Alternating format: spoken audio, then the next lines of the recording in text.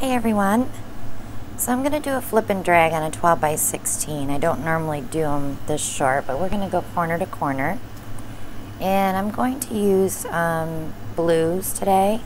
I am going to add some black for contrast, but I'm going to use the Lucas Indigo, Artist Loft Light Blue, and Grumbacher Cerulean Blue Hue. So I'm going to use a 5-ounce cup, and I will spray it with my WD-40 silicone spray. And if you've been watching me, you know that I don't use that for cells. I rub it in and use it to release the paint from the cup, so I'm not wasting any paint. And nothing's sticking to the cup, so if that first color you put in is not going to stay there, it will come out. So we're going to go ahead and start with some black. And I'm going to do about a tablespoon or a little bit more of each color. And I'll follow that with the Artist Loft Light Blue.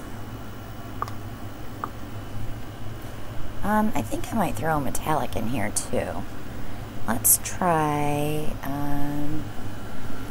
a Craftsmart Turquoise just to give it some shimmer. Whoops. Top stuck pretty good.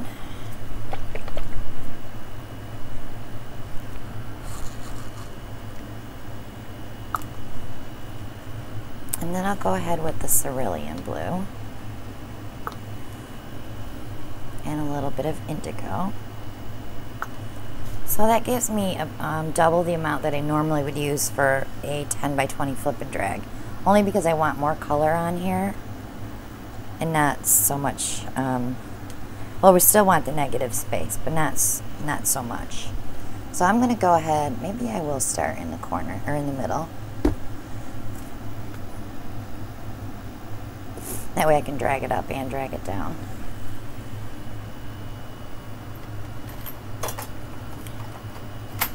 And the paint's already fallen to the bottom, so I'm going to go ahead and poke a hole.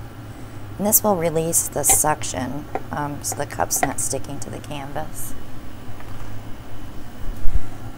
We always let just a tiny bit of paint out to break the seal from the white. And a lot of your color may go under, and that's fine. And you want to glide your cup right on top of that white paint. And if you hit the canvas, stop and go ahead and continue.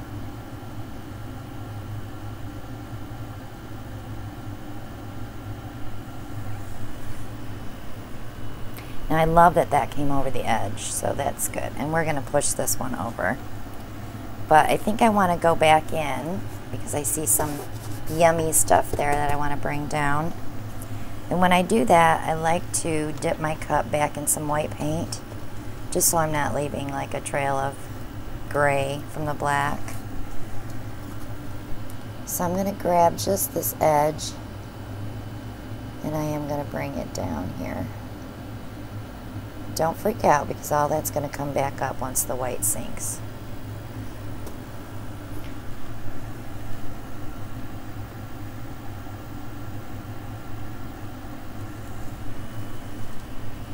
And I'm just going to help this just along here because we are going to we're going to tilt it off.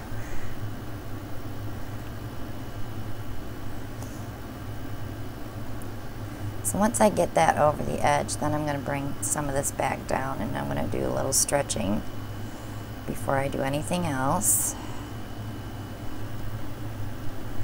So we're going to bring it this way a little bit. And then the opposite way. And what that's doing is filling in those scrape marks from the canvas, and I'll bring it right back down. So if you find that you have a spot, which I do, you can use your palette knife. Let me just wipe my hand for a second.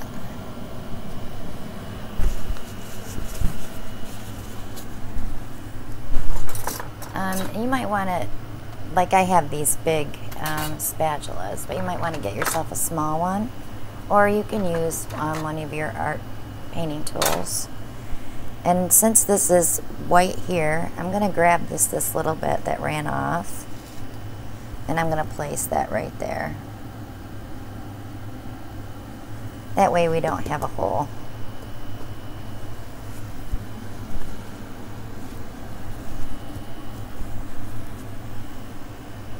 And then you can take your skewer or your popsicle stick and just blend that in to what's around it. Okay, so now I have it where I want it. I've got some beautiful effects happening, but I am going to airbrush the edges out because this is a flip and drag.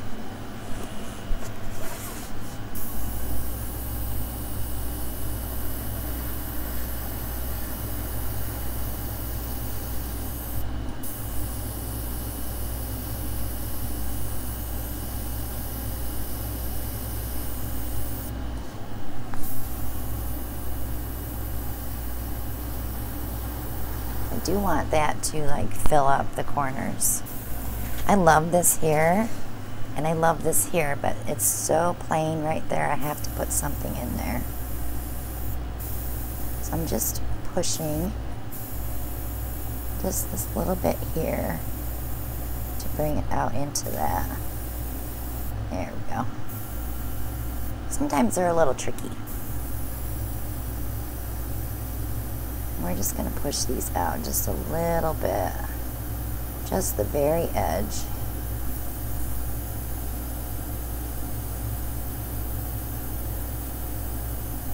Just to give it a little flimsy edge there.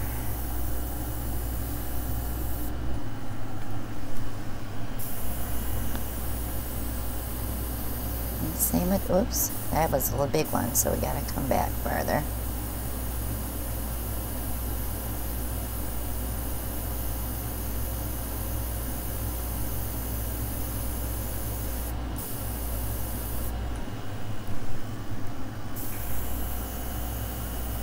I don't want to disturb it too much because there's some interesting things in there going on. But I do want to torch it and see what we got.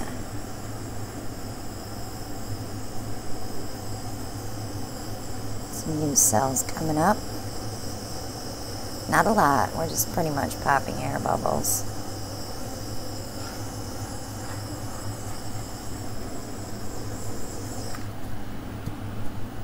Now, if you're not happy with how this comes out, you can always go in with your skewer and bring things out here and there, just to add something appealing to the eye, something to draw the eye to.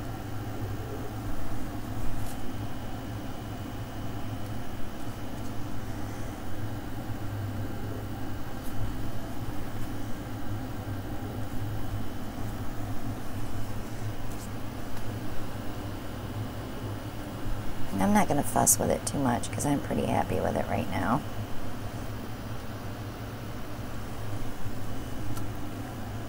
So subscribe if you haven't already. Click like and share and leave a comment. Check out my links below for Amazon and Etsy and Stone Coat resin. The art coat is wonderful to work with. We are going to be putting one video up every week of an art project with resin, so stay tuned for that. But yeah, I'm happy with this one.